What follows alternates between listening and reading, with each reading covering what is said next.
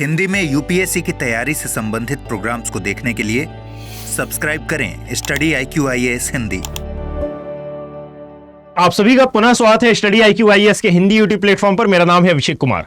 आज का यह वीडियो आपके भारतीय मॉनसून चैप्टर पर आधारित है। अर्थात यहां पर आपने एक बात देखी होगी कि हाल ही में भारतीय मौसम विज्ञान विभाग द्वारा कुछ अलर्ट जारी किए गए हैं। इनमें रेड, ऑरेंज तथा येलो अलर्ट प्रमुख हैं। अर्थात यहां पर कुछ क्षेत्र विशेष के लिए, जैसे कि हिमाचल, उत्तराखंड, पश्चिम बंगाल, आसाम, इन सभी क्षेत्रों के लिए, यूपी हो सकता है, महाराष्ट्र, केरला, कर्नाटका, इनके लिए अलग अलग अलर्ट जारी किए गए हैं भारतीय मौसम विज्ञान विभाग द्वारा।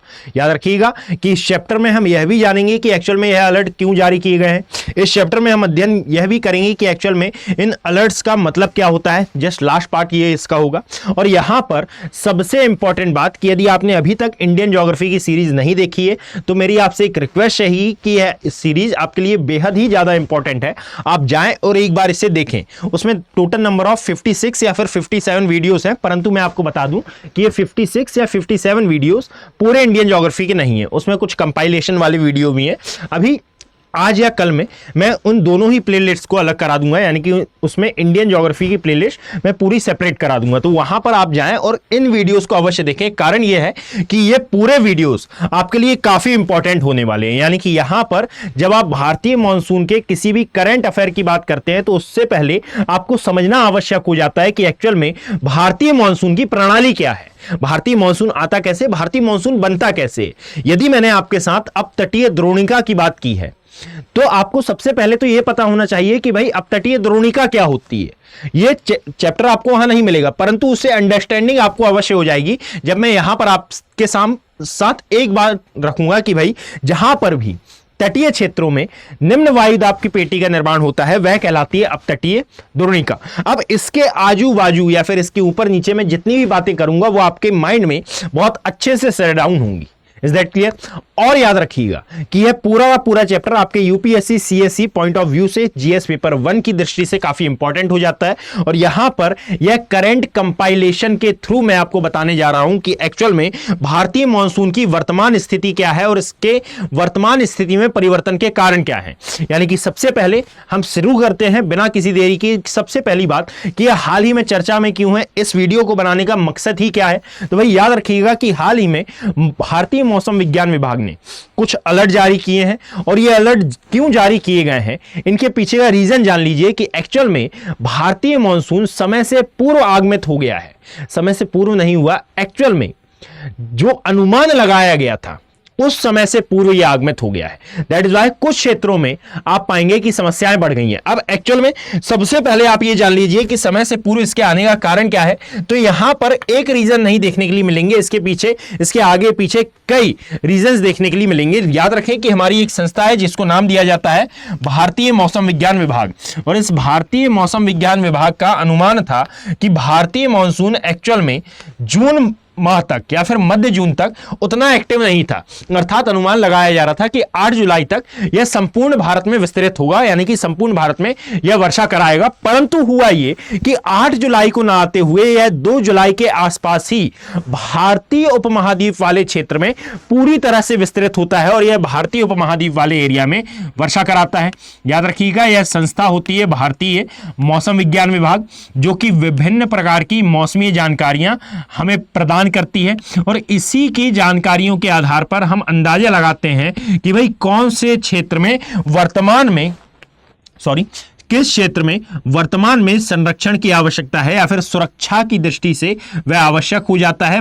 बारिश हो सकती है, शीत ऋतु हो सकती है, ग्रीष्मकाल हो सकता है। यानी कि मेनली आज हम बात करने वाले हैं ये जो वर्षा काल आया है, ये जो मॉनसून सीजन आया है, इसके बारे में। तो याद रखिएगा इसने बोला था कि भाई 8 जुलाई तक यह मॉनसून पूरे एरिया में विस्तृत होगा, परंतु यह उससे पहले ही आ जाता है, लगभग 6 डेज पहले, यानी कि 2 जुलाई के आसपास यह आपको देखने के लिए मिलता है। और इसके कारण कौन कौन से क्षेत्र एक्चुअल में प्रभावित होते हैं, तो आप याद रखिएगा कि महाराष्ट्र वाला रीजन, गुजरात वाला रीजन, दिल्ली वाला रीजन, उत्तराखंड, यूपी, पंजाब, ये सभी प्रभावित होते हैं। अब इसके इस मॉनसून के 6 डेज पहले आने का रीजन क्या है, यह थोड़ा सा इंपॉर्टेंट हो जाता है। देखिएगा, यह 6 दिन पहले आया है और यह 6 दिन पहले आने का मेन रीजन क्या है। तो याद रखिए, इसके 2 मेन रीजन है और फिर इसके अलावा हम और भी कई रीजन के बारे में बात करेंगे, परंतु यह 2 मेन रीजन आपके सबसे इंपॉर्टेंट हो जाते हैं एग्जाम पॉइंट ऑफ व्यू से। एग्जाम पॉइंट ऑफ व्यू से मतलब कि आपकी अंडरस्टैंडिंग को डेवलप करने के लिए कि भाई एक्चुअल में यदि मान लीजिए आपका जो टारगेट है यह 2025 का यूपीएससी है, तो 2025 के दृष्टिकोण से ये काफी महत्वपूर्ण हो जाएगा कि बताइए 2024 में भारतीय मॉनसून को प्रभावित किस किस क्षेत्र ने या फिर किस किस कारक ने किया था। यहां पर यदि हम बात करते हैं तो सबसे पहली बात तो है कि भाई ये जो मॉनसून के दौरान बनने वाली निम्न वायुदाबीय पेटियां हैं, ये निम्न वायुदाबीय पेटियों का विकास एक्चुअल में अपतटीय क्षेत्रों में भी हुआ और मध्य भारत वाले या फिर मध्य प्रायद्वीपीय भारत वाले एरिया में भी हुआ। अब ये मैं बात क्या बोल रहा हूं, तो इसके लिए आप याद रखिएगा कि यदि आपने वीडियो देख रखा है तो बहुत अच्छी बात है, परंतु यदि नहीं देखा है तो मैं आपके सामने एक मैप प्रस्तुत कर देता हूं। दैट इज ये है मैप, है ना, ये है हिमाचल प्रदेश वाला एरिया, फिर आता है उत्तराखंड, देन यहां से आपको देखने के लिए मिलेगा सिक्किम वाला पोर्शन और ये है हमारा नॉर्थ ईस्ट इंडिया। पश्चात इसके जब आप आगे की ओर बढ़ेंगे तो यहां आपको दिखाई देता है दैट इज लद्दाख वाला क्षेत्र, यहां पर आपको दिखाई देगा Punjab Haryana, just a second, है ना, यह है जम्मू कश्मीर वाला रीजन, यह पंजाब हरियाणा राजस्थान वाला क्षेत्र। यहां से जब आप नीचे की ओर उतरेंगे तो इस एरिया में आपको पेनिनसुलर इंडिया या फिर प्रायद्वीपीय भारत का पूरा एरिया देखने के लिए मिलेगा। अरे वाह! अब देखिएगा कि एक्चुअल में मैं किन किन क्षेत्रों की बात करूंगा। तो देखिए, भारत में मानसून का आगमन किस डायरेक्शन से होता है, तो आप जानते हैं कि यहां दक्षिण पश्चिम दिशा से भारत में मानसून का आगमन होता है और यह 2 पार्ट्स में डिवाइड होता है। एक कहलाती है बंगाल की खाड़ी सागर शाखा और एक कहलाती है क्या, अरब सागर शाखा। और यहां पर आपको मौजूद दिखाई देता है बच्चे, that is western Ghat mountain या फिर इसी को नाम दिया जाता है पश्चिमी घाट पर्वत। अब यहां पर मैं एक्चुअल में बात क्या करने जा रहा हूं, तो जरा समझने का प्रयास करें कि जब आप इसके आगे देखते हैं, अर्थात यह है अरब सागर वाला एरिया, इस अरब सागर में जो नमी युक्त पवने हैं, अर्थात जो प्रवाहित होने वाली नमी युक्त पवने हैं, इनका जो पश्चिम से पूर्व की ओर प्रवाह है इसमें वृद्धि हुई है। अर्थात अरब सागर में जो नमी है इसकी मात्रा बढ़ी है और नमी की मात्रा बढ़ने के कारण यहां पर पवनों के वेग में परिवर्तन आया है, पहली बात। और दूसरा, यहां पर जो मानसून द्रोणिका का निर्माण आपको देखने के लिए मिला है इस वर्ष, यानी कि मानसून द्रोणिका बेसिकली बनती है इस वाले एरिया में, यानी कि पाकिस्तान से ये स्टार्ट होती है और पाकिस्तान से ये स्टार्ट होते हुए जाती है कहां तक, बे ऑफ बंगाल तक, यानी कि बंगाल की खाड़ी सागर तक। परंतु इस वर्ष इसका निर्माण कुछ अलग प्रकार से हुआ। अब बेसिकली उत्तर से दक्षिण की ओर यह मानसून द्रोणिका गति करती रहती है। मानसून द्रोणिका क्या है, तो मानसून के दौरान बनने वाली एक विशेष प्रकार का क्षेत्र है ये, जिसे हम मानसून द्रोणिका का नाम देते हैं। और जहां पर भी ये बनता है, याद रखिएगा कि उस क्षेत्र में जो टेम्परेचर रहेगा यह टेम्परेचर अधिक होता है और जो वायु दाब होता है यह कम होता है, यानी कि दाब कम और तापमान अधिक, और ये एक दूसरे के व्युत्क्रमानुपाती होते हैं। और ये जो आसपास से चलने वाली विंड्स हैं ये इस ओर आगमित होती हैं, इस ओर आगमित होकर ये गर्म होकर ऊपर उठती हैं और ऊपर उठकर ये बादलों का निर्माण करती हैं और यही क्या करा देती हैं, यही कराती हैं एक्चुअल में वर्षा।